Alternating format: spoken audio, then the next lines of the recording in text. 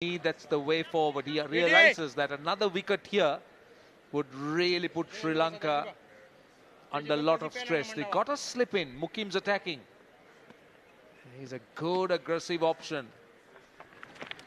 I always believe that wrist spinners can be tough to handle, and it's important that the wrist spinner understands the pace he bowls. Not too slow, but tends to push it through a little bit. And he's done that.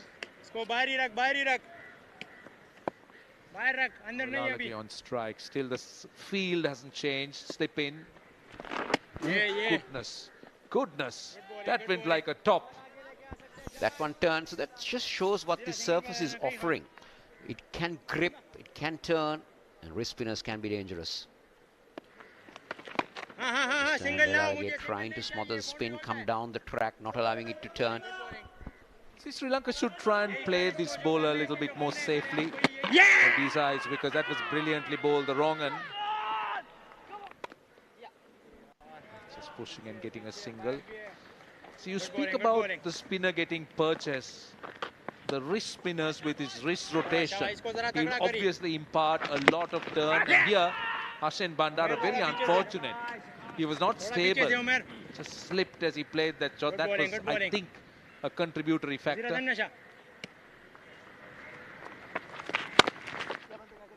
Pounce on anything loose, that's all right. This should run away to the boundary, I think. It does.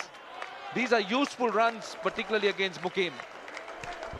So you see, as you earlier mentioned, you can't err on this track with length because it's a little on the slow side. It allows the batsman and to give him enough time to rock back and push it to where he wants to, and that's exactly what the batsman did. He saw that big gap on the offside and made sure he had enough to get a boundary.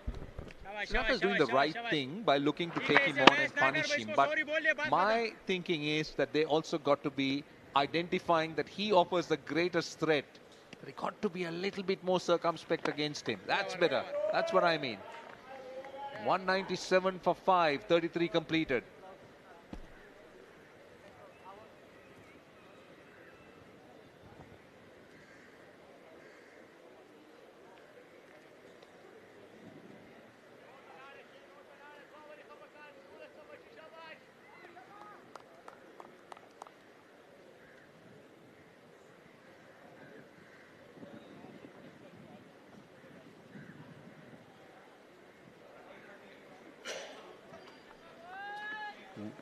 .197 for 5, just to bring you up to date with what's happening in that India A versus Bangladesh A match.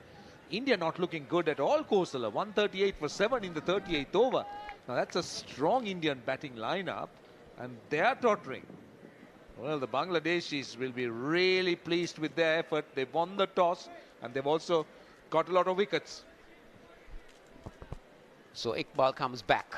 Now pace from the far end.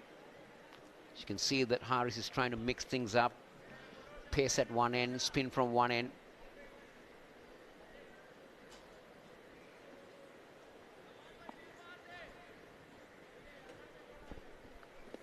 Spread out field. He's given Belalage the impression that he will look for the short delivery. He's got two men behind square leg, mid-off, mid-on, mid-wicket, extra cover, backward point, all saving one.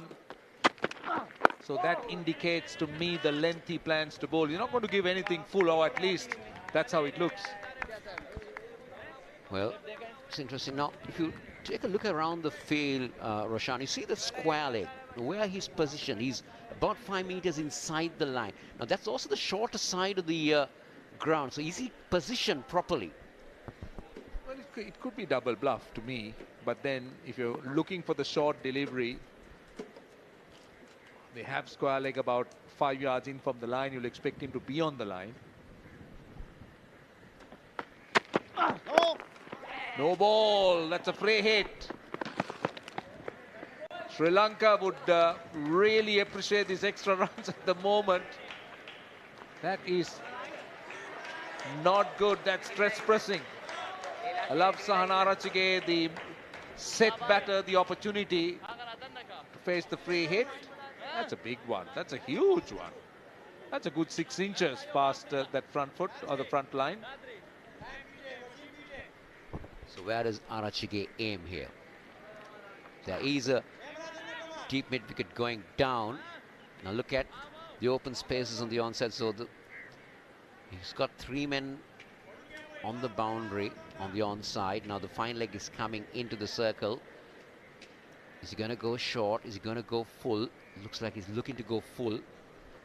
What's the line? Because the rest of the fielders on the offside are saving just one square of the wicket. Oh, bowled, cleverly bowled, very, very well bowled, I thought. He set him up quite beautifully and bowled a slower delivery. This is brilliant stuff. Look at that again, rolling his fingers over. You call it a double bluff? You can call it a double bluff. Very well done. That run rate is 7.44. Sri Lanka wouldn't mind that as long as they have wickets in hand. The last 10 overs, if that is the wicket, they will take it with the wickets in hand.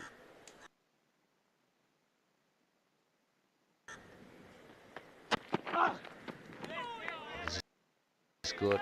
This is good now. He's gone wide outside the off stump. He's got 5 men on the off.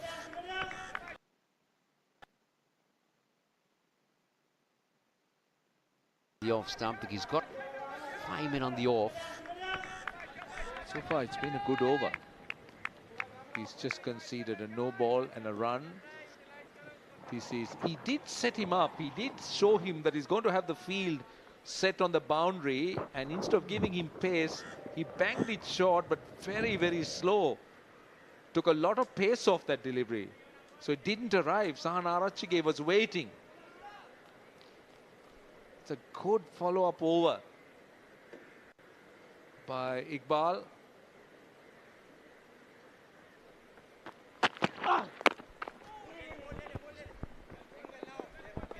Another good delivery. Just not letting Sahan Arachige play those shots. These are precious dots. Just look at that.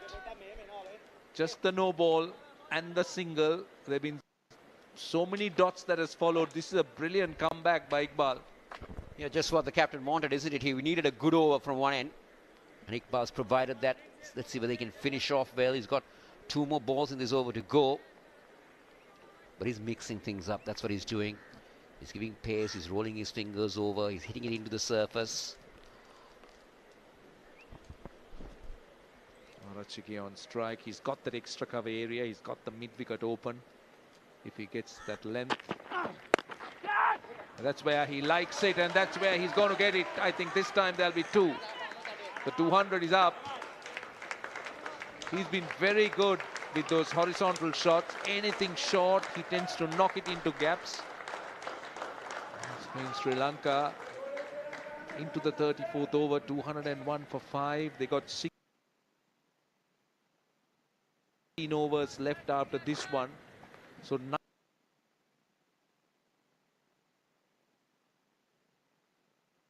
96 balls left. And how much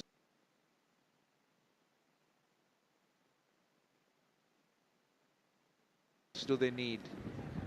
They need another 121. So 122 of 96 balls. That's the equation. 97 balls. It's a single.